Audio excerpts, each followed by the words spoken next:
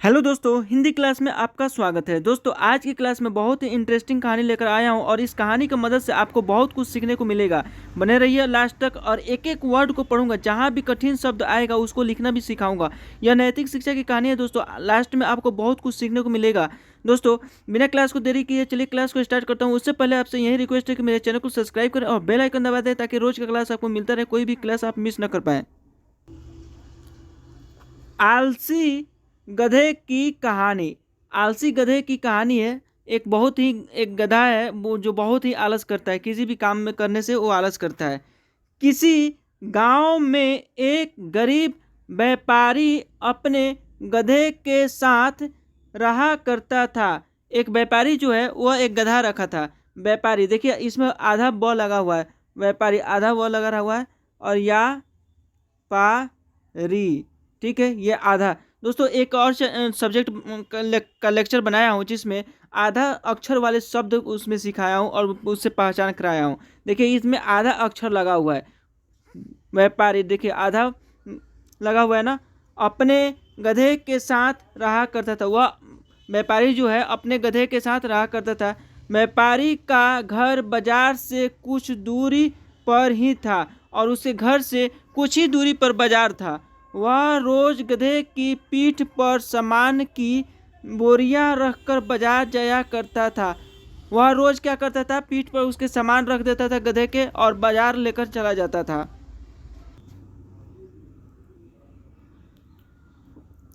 व्यापारी बहुत अच्छा और दयालु इंसान था। व्यापारी जो था जो बहुत अच्छा था और दयालु भी था और अपने गधे का अच्छी तरह ध्यान रखता था और अपने गधे को अच्छी तरह से ध्यान रखता था। उसका ख्याल अच्छा से रखता था, देखभाल अच्छा से करता था गधे को। गधा भी अपने मालिक से बहुत प्यार करता था और गधा भी वो बहुत प्यार करता था अपने मालिक से। लेकिन एक समस्या थी गधे के साथ कि वह बहुत आलसी था। वह बहुत ही आलसी था। उसे काम करना बिल्कुल अच्छा नहीं लगता था और उसे काम करना बिल्कुल अच्छा नहीं लगता था। वह काम करना पसंद नहीं करता था। वहीं एक उसके साथ कमजोरी थी। उसे सिर्फ खाना और आराम करना पसंद था और उसे खाना खाना और आराम करना यही पसंद था। काम करना पसंद ही नहीं था। बस एक ये उस गधे के साथ कमजोरी थी। एक दिन व्यापारी को पता चला कि बाजार में नमक की बहुत मांग है और व्यापारी को एक दिन पता चला कि बाजार में नमक की बहुत डिमांड है, बहुत मांग है। उस दिन उसने सोचा कि अब वो बाजार में नमक बेचा करेंगे। अब वह सोचा कि अब बाजार में नमक बेचेंगे क्योंकि नमक की मार्केट में डिमांड है और उससे अच्छा पैसा होगा, मुनाफा होगा। यह सोच करके अब अपना प्लान कर रहे हैं नमक बेचने की। जैसे ही हाट लगने का दिन आया, व्यापारी ने नमक की 4 बोरियां गधे के पीठ पर ला दी। अब 4 बोरियां हैं जो गधे के पीठ पर लाद दी। जब बाजार लगने वाला था ला दी और उसे बाजार चलने के लिए तैयार कर लिया। व्यापारी गधे की आलस आल आलसीपन जो आलस करता था, आलसीपन के बारे में जानता था। वह जानता था गधा के बारे में कि यह आलस करता था। इसलिए गधे के न चलने पर उसने गधे को एक दो बार धक्का दिया उसे कि चलो बाजार चलना है, और गधा चल पड़ा और वहां से गधा चल पड़ा। नमक की बोरियां थोड़ी भारी थी और जो बोरियां रखा था उसके शरीर पे वह थोड़ी भारी थी, वजन ज़्यादा था उसमें, जिस वजह से गधे के पैर कांप रहे थे और उसके वजह से उसके पैर कांप रहे थे ज़्यादा वजन होने के वजह से। और उसे चलने में मुश्किल हो रही थी, वह ठीक से चल नहीं पा रहा था। किसी तरह गधे को धक्का देते हुए व्यापारी उसे आधे रास्ते तक ले आया और उसे आधे रास्ते तक लेकर आया, किसी तरह उसे धक्का दे देकर। देखिए दोस्तों, यहाँ पे आधा अक्षर वाला फिर एक शब्द आ गया, रास्ते। यहाँ पे रा आधा स लिखा हुआ है, आते, तो ये हो गया रास्ते तक ले आया। किसी तरह उसे लेकर आया, आधे रास्ते तक तो लेकर आया बाजार के लिए।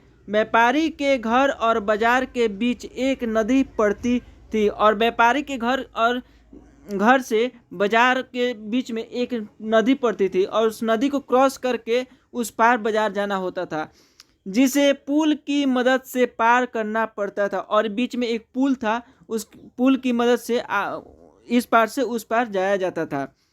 गधा जैसे ही नदी पार करने के लिए पुल पर चढ़ा और पुल पर चढ़ा गधा और कुछ दूर चला, उसका पैर फिसल गया और उसका पैर जो है फिसल गया और वह नदी में गिर गया। और वह क्या होता है कि नदी में गिर जाता है पैर फिसलने की वजह से।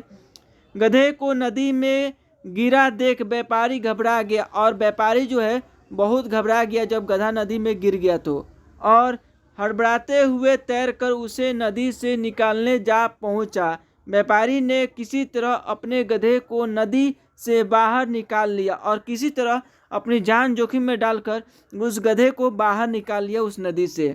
जब गधा नदी से बाहर आया तो उसने देखा कि उसकी पीठ पर लदी बोरियां हल्की हो गई है और उसके जो पीठ पर लदी हुई थी बोरियां वह हल्की हो गई है, क्योंकि नमक जो है घुल गया था पानी में। उस नदी में नमक घुल जाता है पानी में, तो इसका पूरा नमक घुल गया था और इसके सिर्फ बोरियां बच गई थी। तो ये देख रहा था कि वजन अब हल्का हो गया है, इसे मजा आ गया।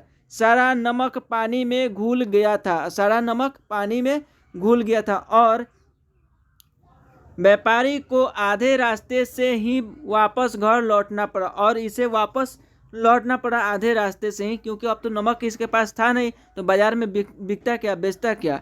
इस वजह से व्यापारी का बहुत नुकसान हो गया और इस वजह से व्यापारी का बहुत नुकसान हो गया। लेकिन इस घटना से आलसी गधे को बाजार तक न जाने की एक तरकीब सूझ गई थी।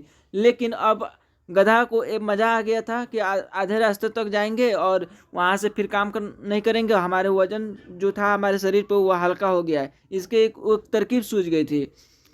लेकिन इसको क्या पता था कि व्यापारी का भारी नुकसान पड़ रहा है। अगले दिन बाजार जाते समय जब पुल आया तो गधा जानबूझकर नदी में गिर गया। पहले तो जानबूझकर नहीं गिरा था, लेकिन अब क्या होता है कि जानबूझ करके नदी में गिर जाता है।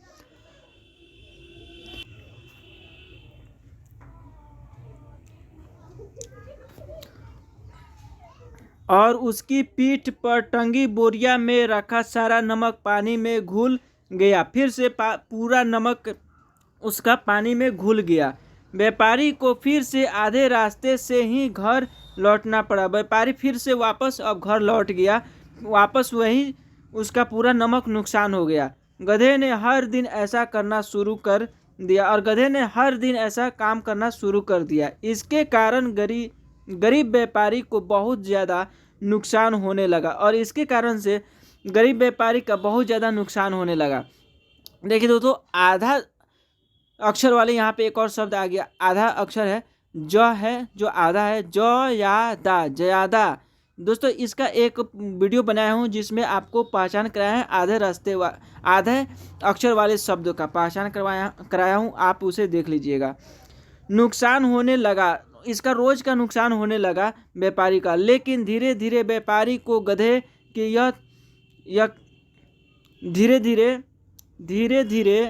धीरे व्यापारी को गधे की यह युक्ति समझ में आ गई थी। लेकिन व्यापारी को समझ में आ गई थी कि गधा कर क्या रहा है, इसका चक्कर क्या है। ठीक है, एक दिन व्यापारी ने सोचा कि क्योंकि न गधे की पीठ पर ऐसा सामान रखा जाए जिसका वजन पानी में गिरने से दोगुना हो जाए। अब एक दिन यह सोचा कि क्यों ना किया जाए कि ऐसा कुछ चीज़ रखा जाए जिसका पानी में, अब पहले क्या होता था घुल जाता था तो वजन हल्का हो जाता था, अब घुलने की जगह पर कुछ ऐसा रखा जाए कि वजन दोगुना हो जाए। यह सोचकर व्यापारी ने गधे के पीठ पर रुई से भरी बोरियां बांध दी और उसे लेकर बाजार की ओर चल पड़ा। और उसने क्या किया कि एक रुई की बोरियां बांध दी और उसे लेकर बाजार में चल पड़ा। जैसे ही पुल, अब क्या होता है कि जैसे ही पुल आया, गधा रोज की तरह नदी में गिर गया और रोज की तरह नदी में फिर से गिर जाता है गधा। लेकिन आज उसकी पीठ पर लदा वजन कम नहीं हुआ बल्कि और बढ़ गया। गधा इस बात को समझ नहीं पाया। ऐसा अगले दो से तीन तक होता रहा। 2 से 3 दिन तक होता रहा। 2-3 दिन तक, दिन होगा यहाँ पे, दिन तो 2-3 दिन तक चलता रहा ऐसा। व्यापारी गधे के पीठ पर रुई से भरी बोरी बांध देता और पानी में गिरते ही उसका वजन दुगुना हो जाता।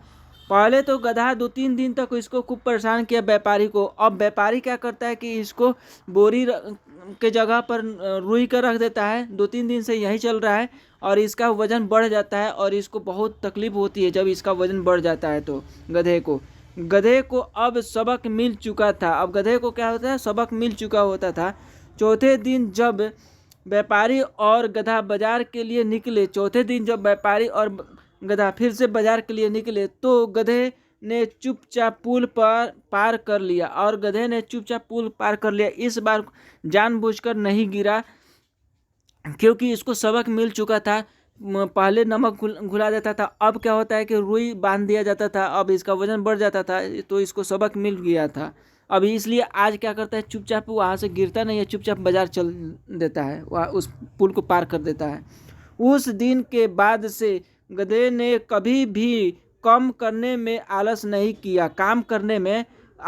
किया। उस दिन के बाद से कभी भी काम करने में आलस नहीं किया और व्यापारी को सारा नुकसान की धीरे धीरे भरपाई हो गई और धीरे धीरे जितना भी नुकसान हुआ था उससे किसान की भरपाई हो गई। दोस्तों, इस कहानी से कुछ शिक्षा मिलती है। आइए क्या शिक्षा मिलती है देख लेते हैं।